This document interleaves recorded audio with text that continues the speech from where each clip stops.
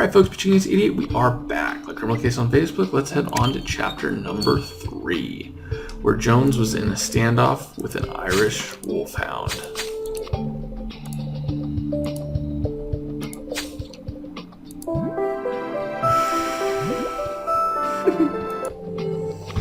Well, that was close. Looks like this dog is a hot dogs. Fitz, come here. Sorry about that. I thought this was Kevin's dog, but it's my Fitz. Otherwise, I would have come over sooner. Sorry if old Fitz gave you a scare. Hey, no harm, no foul, Mr. Chiswick. Just make sure you get your dog back on a leash, okay? You're right, Ace. We can get back on the trail of the killer. Another look around the food truck could help.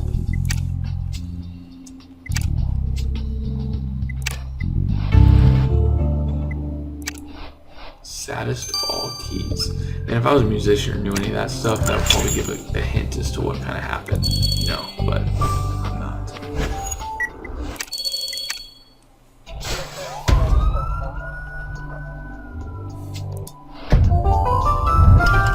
So that's gotta be something.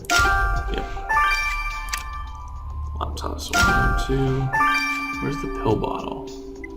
Was this trash one too? I see pear and pill bottle. Okay, cool. Pear, pill bottle, and face powder. Perfect. Making a star.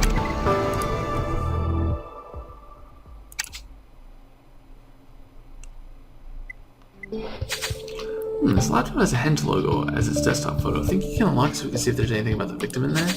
And this magazine has Ian Devine's face on it, but I can't make out the rest. Your dusting kit will help, I'm sure. And you're right, I looked through the trash can hurt. We shouldn't leave a single banana peel unturned in our hunt for Ian Devine's killer. Any tips for criminal case? We usually get a lot of friends. Get a lot of friends for criminal case. Totally. They will send you energy. You can send them energy. Very, very helpful. So I would say that's number 1. And then I'll show you how to do it. So the trash yielded a toothbrush in a plastic bag. Well, that's a little odd. You're right. Even honor is written on the bag. Divine 3 out of 10. Well, we better get to this bag toothbrush to the lab if we're going to get to the bottom of this. The other thing I would say is to do every scene until you get 5 stars, basically, or, you know, just barrel right through it. Because if you flip between different scenes, you're not going to get into a rhythm. So if you guys have seen me, I get into a rhythm. I'm pretty decent at finding stuff, and it's just because you work on it, you start learning it. Ace, the cover of the Rock magazine says the Divine One quits tour. Wait, this magazine is recent. The article is talking about the Henge current tour. So Ian Devine was really going to refuse to perform? That must have made his manager really angry. So why didn't Mr. St. Kevin tell us about this? We're going to get the real story this time.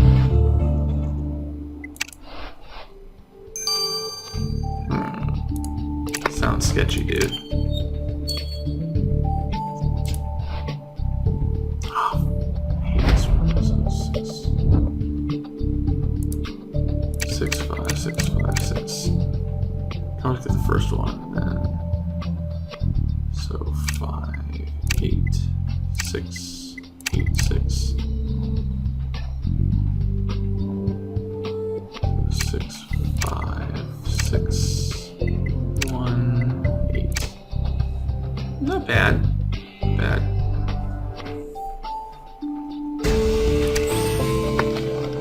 Hey, so it looks like there's a video file on this laptop and it's named Divine.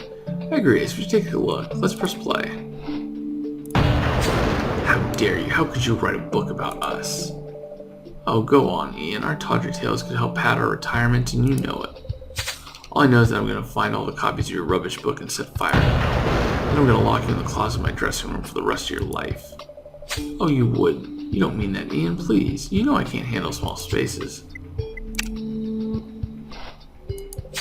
Whoa, Ian Devine seemed pretty angry, and Miss Sweet looked terrified. Apparently it was over some book Miss Sweet had written. Looks like Miss Sweet left some information out when we first questioned her. We better get the full story this time.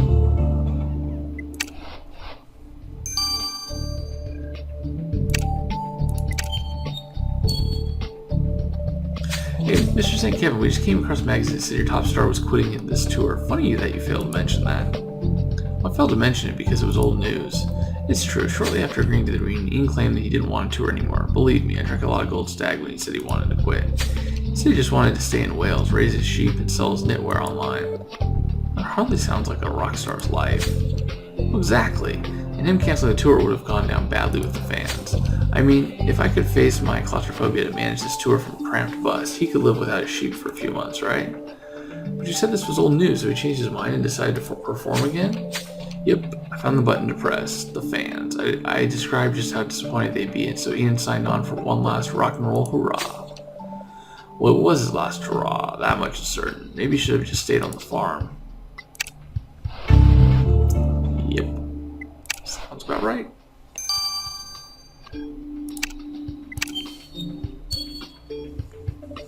So, Miss Sweet, what's this infamous book of yours and Ian Devine you wanted to burn?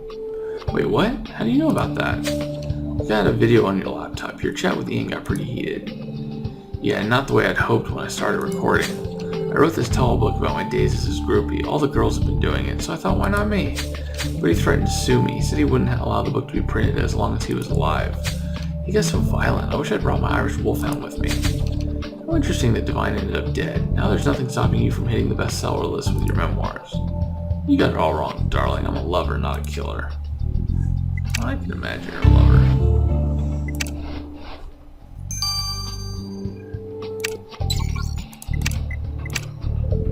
Ace, there's been quite a development thanks to the humble toothbrush you found. That toothbrush was in fact the victim. Someone collected it, and that someone was Izzy Ramsey. How on earth could you have figured that out, Rupert? DNA, pure and simple. There were two samples of DNA on the toothbrush. One was the victim's and the other was Mr. Ramsey's. So Mr. Ramsey was collecting personal items of the victims? Great, more crazy from her. Well, Jones, there's more to that DNA. Ian Devine and Izzy Ramsey's samples matched. He's her father. What? Izzy Ramsey is Ian Devine's biological daughter? Well, yeah, there's no doubt of the results from the autosomal DNA samples. Well, Ace, we better go speak with Miss Ramsey, or her whole conspiracy theory shtick could be a lie. Wow.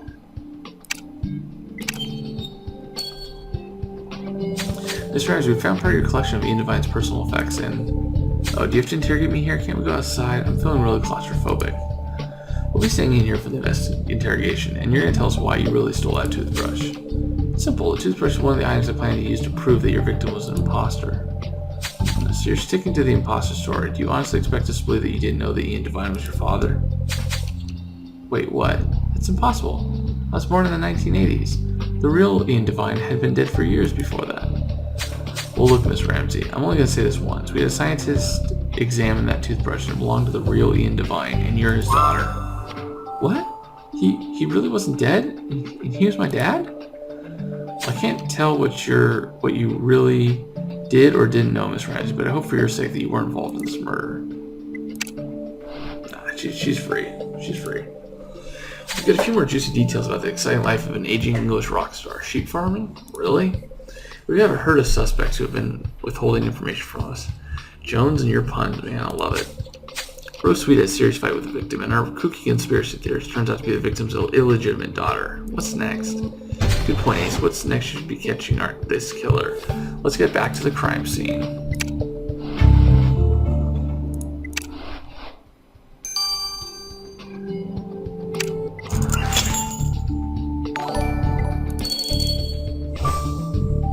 Thanks for the follow. Again, for you guys that are on this, Secret Agent Ace 88, hit the follow button. You'll get notified and just mark notifications so you know when I go live. It's pretty simple. I mean, I don't change when I record often. There are times where I might do impromptu. Headphones, whiskey. Why can I find whiskey or headphones?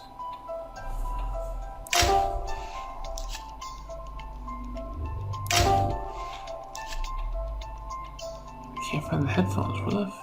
Oh, it's because the headphones have blood on them. I think it's the basis.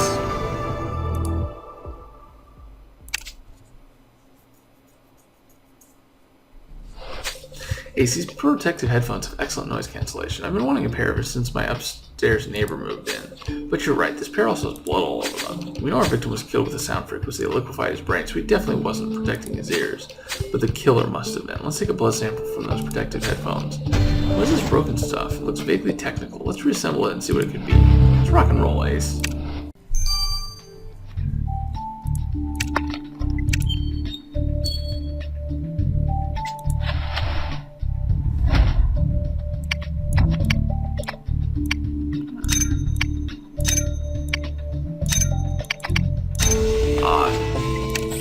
murder weapon. Well, Ace, I'm clueless as to whatever this device could be, but it does remind me vaguely of a megaphone. So it could have produced a frequency that liquefied Ian Devine's brain. Rita will know. Let's get the device to her.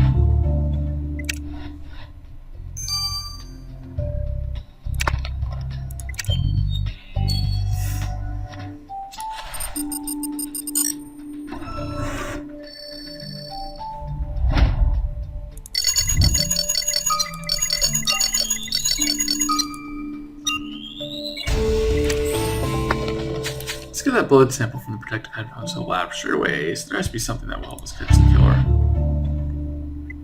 Alright. Let's do this and then we can arrest the murderer.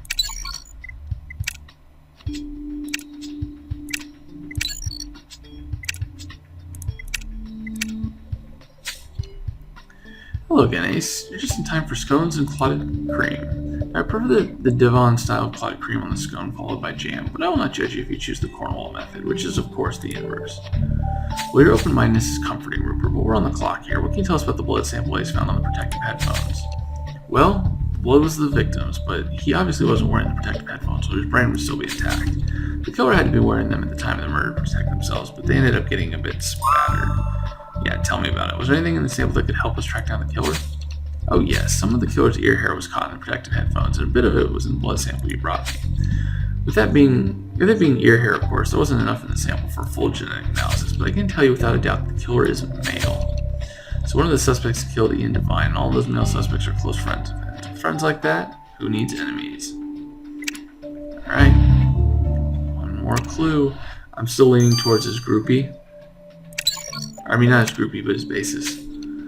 Ace, whoever uses this thing is one sick puppy. The device did emit the frequency that killed Ian Devine. The weapon emits infrasound frequencies, but it can also combine the inaudible frequencies with audible ones to create overtones that are lethal. Test the device on a few items at roughly the same density and weight of human brain, and every time ended up with a bunch of goo. Gross, but helpful. Is there anything that can help us get to the killer? Whoever used this device to kill Ian Devine left traces of a substance on it. Traces of a salve used to heal tattoos that were left over the device by the killer. Rupert confirmed it. So the killer has some ink, huh? Well, they'll have to settle for prison tattoos pretty soon. Alright, Ace, we have all we need to arrest Ian Devine's killer. Time to build a stairway to prison.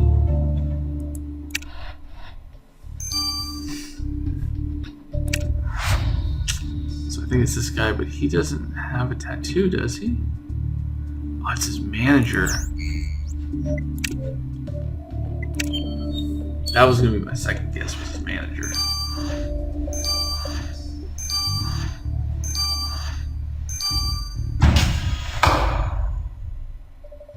Kevin said, Kevin, you're under arrest for the murder of Ian Devine.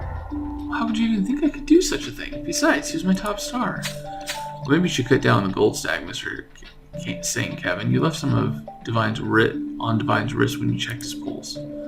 That could have been left by someone shaking his hand. Gold Stag is a favorite of everyone on this tour. No, I really think it has more to do with your carelessness. You let your Irish Wolfhound shed all over your self-hypnosis CD to beat claustrophobia. Try to stop an Irish Wolfhound from shedding, I dare you. That doesn't make me a killer. You really didn't think you'd ever get caught, did you? You thought by breaking the device you used to liquefy Devine's brain that we wouldn't find you. But you're wrong. Secret Agent Ace found your hair on the protective headphones you wore to protect yourself during the murder. We know it was you. Alright, I did kill Ian Devine.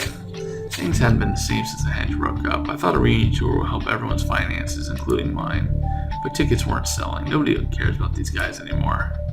What about the fans, Kevin? Wasn't this tour supposed to be for the fans? Fans. Look, I did the math. The Henge would get more fans if one of the members died. Everyone knows a band's record sales explode after a member of the group dies, at least for a little while. But that little while would be more than enough.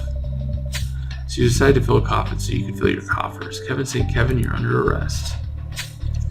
Dang, she's cute, I like her. Mr. Kevin St. Kevin, you stand accused of murdering Ian Devine by liquefying his brain. It's an unusual murder, but I know my crime history, and I recall a few other cases where the victim was killed with sound. Yeah, the rockstar needed the right kind of death in order to boost the band's record sales. So, do you not get the impression that I'm admiring your modus operandi? Given the premeditated nature of this disturbing crime, this court hereby sentences you to 25 years in prison. 25 years in a tiny cell? I won't last a week. Should have thought of that before you did the deed. Money sure fuels a lot of murder, doesn't it, Ace? It's terrible to think that years of friendship could end in such a bloody way simply because of greed. Once again, we've got to kill our things to you, Ace. Hey, how about we check out the donut situation in the break room to celebrate a job well done? Will do. Cool beans. Cool beans. Alright guys, that's the end of chapter 3. I'll see you guys in the additional investigation from Pitching 88. Over and out.